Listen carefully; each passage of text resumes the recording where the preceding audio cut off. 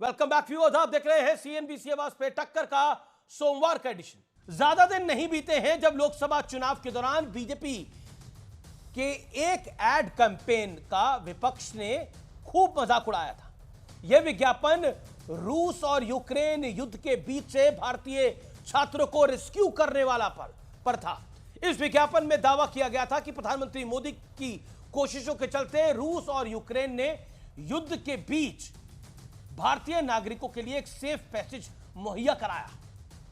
विपक्ष इस विज्ञापन को झूठा और बीजेपी का प्रोपेगेंडा बता रहा था। आपको याद होगा, अब यूक्रेन के राष्ट्रपति जेलेंस्की ने एक भारतीय अखबार को एक इंटरव्यू दिया है और इस इंटरव्यू में जेलेंस्की ने जो कुछ कहा है वो आपको ध्यान से सुनना चाहिए। जेलेंस्की ने कहा है कि प्रधानमंत्री मोदी रूस यूक्रेन जंग खत्म कराने में एक बड़ी भूमिका अदा कर सकते हैं। उन्होंने यह भी कहा है कि सेकेंड यूक्रेन पीस समिट नई दिल्ली में ही होना चाहिए और ऐसा सिर्फ मोदी ही संभव करा सकते हैं।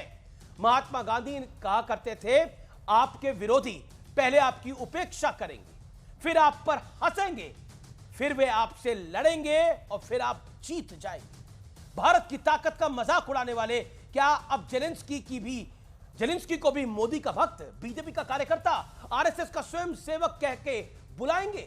क्या जेलेंस्की पर भी आरोप लगेगा कि बीजेपी को महाराष्ट्र और झारखंड के चुनाव में फायदा पहुंचाने के लिए वो ऐसा बयान दे रहे हैं या फिर ईडी के दबाव में ये बयान दे रहे हैं? विपक्ष को मोदी का विरोध करना है तो मोदी की कमियों पर फोकस करे और उनका कर्तव्य करे।